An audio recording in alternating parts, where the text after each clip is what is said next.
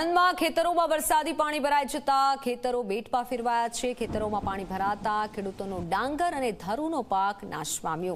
ચાંગડા અને ઇન્દ્રજ ગામની સીમમાં 1200 વીઘામાં પાણી ભરાયા। વરસાદી પાણી સાથે કાંસના પાણી ખેતરોમાં ફરી વળતા જળબંબાકારની પરિસ્થિતિ ઊભી થાય છે। ખેડૂતોને આર્થિક નુકસાન વેઠવાનો વારો આવતા ખેડૂતો રોષે ભરાયા। મોંઘા ભાવના ડાંગરના પાકમાં નુકસાન થતા માથે હાથ દઈ રોવાનો વારો આવ્યો છે। વરસાદી પાણીના નિકાલ માટેના ચૂના કાંસને પહોળો કરવાની માંગ ઉઠી છે। 1200 વીઘા જમીનમાં પાણી ભરાઈ ગયા। ખેડૂતોને મોટા પ્રમાણમાં નુકસાનની શક્યતા છે। ખેડૂતોનો પાક પાણીમાં ગરકાવ થયો।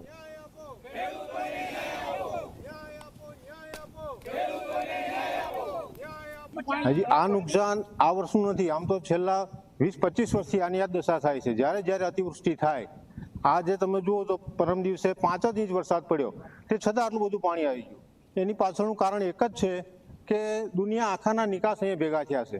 આમ તો કહીએ તો 27 નિકાસ અને 7 નદીનું સંગમ સ્થાન એટલે ચાંગડા, અને ચાંગડાથી ઇનકમિંગ ઘણા બધા સોર્સ છે અને આઉટગોઈંગ ફક્ત એક જ છે। આપણે વિચારો કે અસામલીથી 1/2 કિલોમીટર નદી થાય તો એ પાણી અહીંયા આવે, વાયા ચાંગડા થઈને સાબરમતીમાં જાય।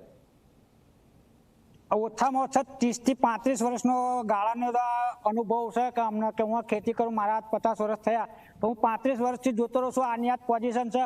અને જમીનમાં કોઈ પણ વસ્તુ ધરું નાખવી ત્યારથી તે બુડાણ, અત્યારે ખેડૂત કન ધરું કે રોપણનું કોઈ વસ્તુ રહી નથી।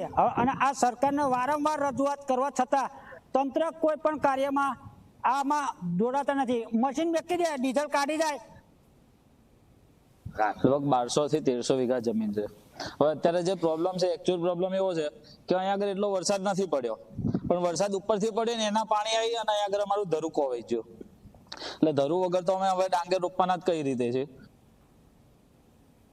આણંદ જિલ્લાના તારાપુર પંથકમાં આવેલા ચાંગડા ગામની સીમમાં 1200 થી 1300 વીઘા જમીન બોરાણમાં ગઈ છે। હું આપને જે દ્રશ્યો બતાવવા માંગુ છું, આ દ્રશ્યો એ કોઈ તળાવ કે જળાશયના નથી, પરંતુ આ 1300 વીઘા જમીન અહીંયા આવેલી છે। ખેડૂતોએ ઊંચા સ્વપ્નો જોઈને અહીંયા ડાંગરનું વાવેતર કર્યું હતું, તો કેટલાક ખેડૂતોએ અહીંયા ધરુનું વાવેતર કર્યું હતું, પરંતુ આ ધરુ અને જે ડાંગરનું વાવેતર હતું એ તમામ અહીંયા નષ્ટ થઈ ગયું છે, અને જેને લઈને ખેડૂતોને ભારે આર્થિક નુકસાન થયું છે। છેલ્લા 3 વર્ષથી ખેડૂતો કફોડી સ્થિતિમાં મુકાયા છે। ક્યારેક અતિવૃષ્ટિ તો ક્યારેક પાણી ન મળે, અને તેને લઈને ખેડૂતોને પોતાનો પાક નિષ્ફળ જતા ભારે નુકસાન થઈ રહ્યું છે। અહીંયા આપ જોઈ રહ્યા છો કે આ 1300 વીઘા જેટલી જમીન અત્યારે તળાવ અને જળાશયમાં ફેરવાઈ ગઈ છે, અને 12 થી 15 દિવસ સુધી આ પાણી ઓસરતા નથી। હું G24 કલાકની જે ટીમ અહીંયા પહોંચી છે એ પણ અહીંયા જોઈ શકાય છે કે ઢીંચણ સમાણા પાણી ખેતરોમાં ફરી વળ્યા છે, અને જેને લઈને ખેડૂતોને ભારે આર્થિક નુકસાન સહન કરવાનો વારો આવ્યો છે। ખેડૂતોમાં પણ ભારે રોષ છે।